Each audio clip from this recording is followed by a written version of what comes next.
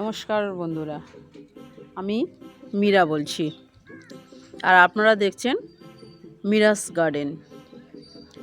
আমি আজকে দেখাবো আমার চন্দ্রমল্লিকা গাছগুলো কেমন হয়েছে। আজকে আমি ভিডিও করছি নভেম্বরের 14 তারিখ।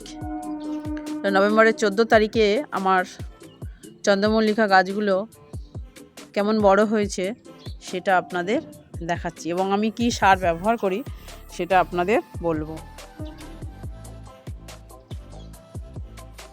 এই আমার চন্দ্রমল্লিকা গাছ, এবার তো ফুল আসার টাইম হয়ে গেছে, ও তো কুঁড়ি আসবে।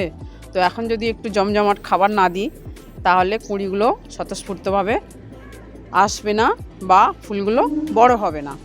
সেই কারণে এদেরকে একটু খাবার দিতে হবে। যেমন এটা ছোট আছে, এই ছোটোটা খাবার দেবো আজকে, কিন্তু পরিমাণে কম দেব। কিন্তু এইগুলো বেশ অনেকটাই বড় হয়ে গেছে, তো এদেরকে যদি আমি আজকে খাবারটা না দিই তাহলে কিন্তু এরা ফুলটা সেইভাবে দেবে না। তো চলুন আজকে আমি আমার এই চন্দ্রমল্লিকা গাছকে কি খাবার দিই সেটা আপনাদেরকে জানাবো বা দেখাবো, যদি আপনাদের কোনো কাজে লাগে। তো এই হচ্ছে আমার মাটি, এটা হচ্ছে শিংকুচি, এটা পটাশ, আর এটা হচ্ছে হাড় গুঁড়ো। এগুলো সব মিক্স আপ করব। এই মিক্স আপ করে এই মাটিটা আমি গাছে দেব। চলুন এটা মিক্স আপ করে নিই। এই হাড়গুলো দিলাম, আর এই পটাশ দিলাম, আর এই শিংকুচি দিলাম, দিয়ে আমি এটাকে মিক্স আপ করে নেব। এই বাটিতে দিলাম, বাটিতে তুলে নিলাম।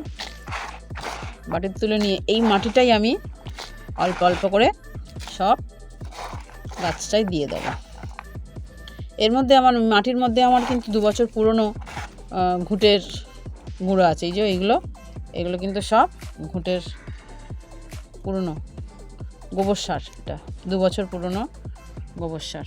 এই যে 2 বছর পুরনো গোবর সার, এই গোবর সারও এর মধ্যে আছে।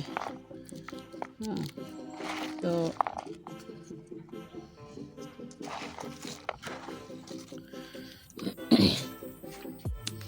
এই মাটিটা আমি এবারে আস্তে আস্তে চন্দ্রমল্লিকা গাছে দিয়ে দেবো। গাছের জায়গাটা অনেকটাই আছে, দেখছেন যে এটাতে এই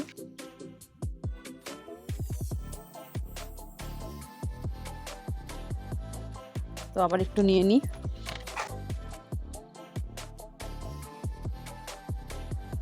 এই গাছটাতেও একটু দিয়ে দিই।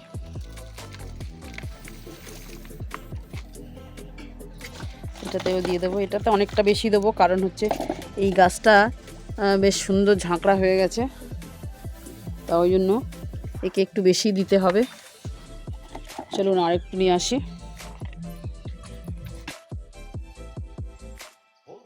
এই দেখুন আমার ছেলে গাছে জল দিয়ে দিচ্ছে। এই রকম করে সব গাছগুলোতেই একটু জল দিয়ে দেব। এই গাছটাতেও দিয়ে দিই, পিছন দিকের এই গাছটা দেখুন জলগুলো দিলে পরে এবারে এটাতে দাও।